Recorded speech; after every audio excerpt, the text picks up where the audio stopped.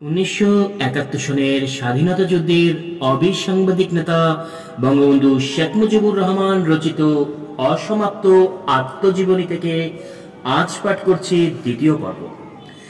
যখন স্মৃতিকথা ও ডায়েরির কাজ প্রায় শেষ পর্যায়ে, সেই সময় আমার হাতে এলো নতুন চারখানা খাতা, যা আত্মজীবনী হিসেবে লেখা হয়েছিল। এই খাতাগুলো পাবার পেছনে একটা ঘটনা রয়েছে। আমাকে হত্যার উদ্দেশ্যে 2004 সালের 21শে আগস্ট বঙ্গবন্ধু অ্যাভিনিউতে আওয়ামী লীগের এক সমাবেশে ভয়াবহ গ্রেনেড হামলা হয়। মহিলা আওয়ামী লীগের সভানেত্রী আইভি রহমান সহ 24 জন মৃত্যুবরণ করে। আমি আশ্চর্যজনকভাবে বেঁচে যাই। এই ঘটনার পর শোক, কষ্ট, বেদনায় যখন জর্জরিত, ঠিক তখন আমার কাছে এই খাতাগুলো এসে পৌঁছায়। এ এক আশ্চর্য ঘটনা।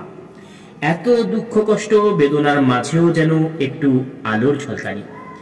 আমি 21শে আগস্ট মৃত্যুর দুয়ার থেকে ফিরে এসেছি। মনে হয় যেন নতুন জন্ম হয়েছে। আর সেই সময় আমার হাতে এলো আব্বার হাতের লেখা এই অমূল্য আত্মজীবনীর চারখানা খাতা। শেষ পর্যন্ত এই খাতাগুলো আমার এক ফুফাতো ভাই এনে আমাকে দিল।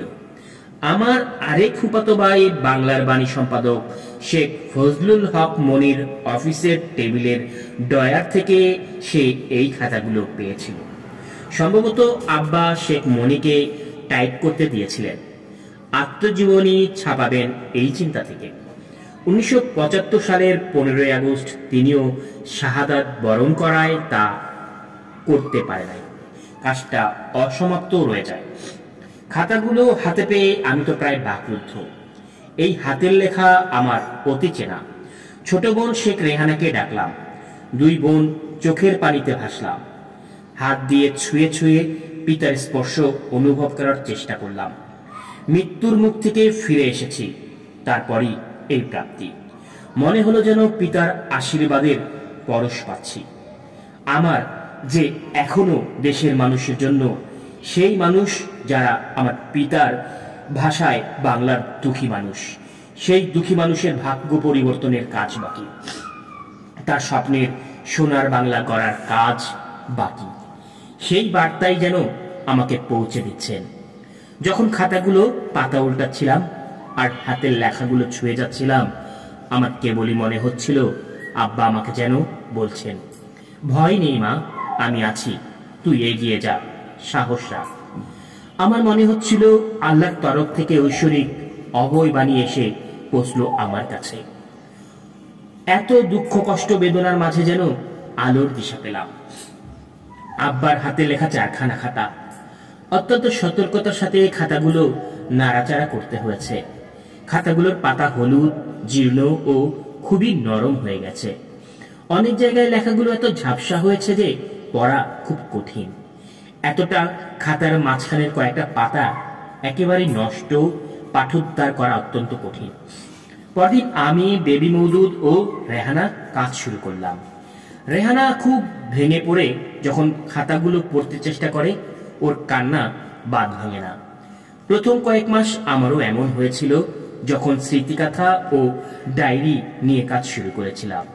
ধীরে ধীরে মনকে শক্ত করেছি। প্রথমে খাতাগুলোকে ফটোকপি করলাম। আব্দুর রহমান রমা এই কাজে আমাদের সাহায্য করলো। খুবই সাবধানে কপি করতে হয়েছে। একটু বেশি নাড়াচাড়া করলেই পাতা ছিঁড়ে যায়। এরপর মূল খাতা থেকে আমি ও বেবি পালা করে রিডিং পড়েছি, আর মরিনুন্নেসা নিনু কম্পোজ করেছে। এতে কাজ দ্রুত হয়েছে। হাতের লেখা দেখে কম্পোজ করতে অনেক বেশি সময় লাগে। সময় বাঁচাতেই এই ব্যবস্থা। কোথাও কোথাও লেখা পাঠ অস্পষ্ট। ম্যাগনিফাইং গ্লাস দিয়ে উদ্ধারের চেষ্টা করা হয়েছে। তবে চারখানা খাতার সবটুকু লেখাই কম্পিউটারে কম্পোজ করা হয়েছে। খাতাগুলোতে জেলারের স্বাক্ষর দেওয়া অনুমোদনের পৃষ্ঠা ঠিকমতো আছে, তাতে সময়টা জানা যায়। এরপর আমি ও বেবি মওদুদ মূল খাতার সঙ্গে মিলিয়ে পড়ে সম্পাদনা ও সংশোধনের কাজটা শেষ করি। এরপর অধ্যাপক শামসুজ্জামান খানের সঙ্গে আমি ও বেবি পাণ্ডুলিপি সম্পাদনা, প্রুফ দেখা, টিকা লেখা, স্ক্যান, ছবি নির্বাচন ইত্যাদি যাবতীয় কাজ সম্পন্ন করি। শেখ রেহানা আমাদের এসব কাজে অংশ নিয়ে সার্বিক তত্ত্বাবধানের দায়িত্ব পালন করে। এই লেখাগুলো বারবার পড়লেও যেন শেষ হয় না, আবার পড়তে ইচ্ছে করে।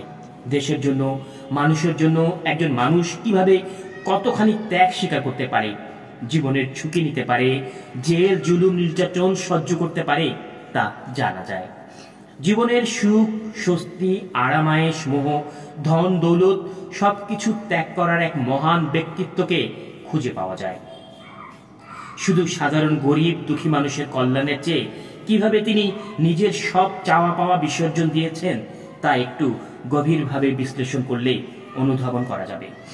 এই লেখার সূত্র ধরে গবেষণা করলে আরও বহু অজানা তথ্য সংগ্রহ করা যাবে, জানা যাবে অনেক অজানা কাহিনী। তথ্যবহুল লেখায় পাকিস্তান আন্দোলন, ভাষা আন্দোলন, বাঙালি স্বাধীনতা ও স্বাধিকার আন্দোলন এবং গণতান্ত্রিক সংগ্রামের বিরুদ্ধে পাকিস্তানি শাসক গোষ্ঠীর নানা চক্রান্ত ইত্যাদি বিভিন্ন ঘটনা ও ইতিহাস জানার সুযোগ হবে। আর সেই সঙ্গে কায়েমি স্বার্থবাদীদের নানা ষড়যন্ত্র এবং শাসনের নামে শোষণের অপচেষ্টাও তিনি তার অভিজ্ঞতা থেকে তুলে ধরেছেন। বাংলার মানুষ এখনো বড় কষ্টে আছে। আগামী প্রজন্ম এই লেখা পড়ে অনুপ্রাণিত হয়ে দেশ সেবায় ব্রতী হবে সে প্রত্যাশা রাখছি। এই গ্রন্থে বঙ্গবন্ধু 1955 সাল থেকে তার আত্মজীবনী লিখেছেন। 1966 থেকে 1969 সালে কেন্দ্রীয় কারাগারে রাজবন্দী থাকাকালে একান্ত নিরিবিলি সময়ে তিনি লিখেছেন। তিনি যেভাবে লিখেছেন আমাদের খুব বেশি সম্পাদনা করতে হয়নি, তবে কিছু শব্দ ও ভাষার সাবলীলতাকে রক্ষা করার জন্য সামান্য কিছু সম্পাদনা করা হয়েছে।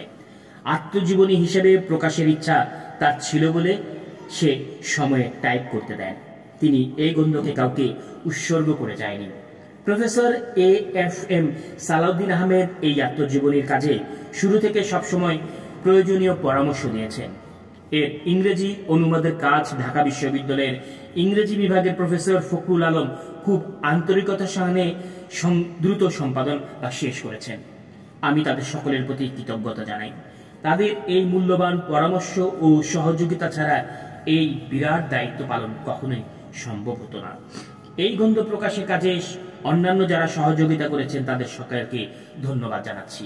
শেখ হাসিনা, 7/8/2007, সাবজেল, শেরেবাংলা নগর, ঢাকা।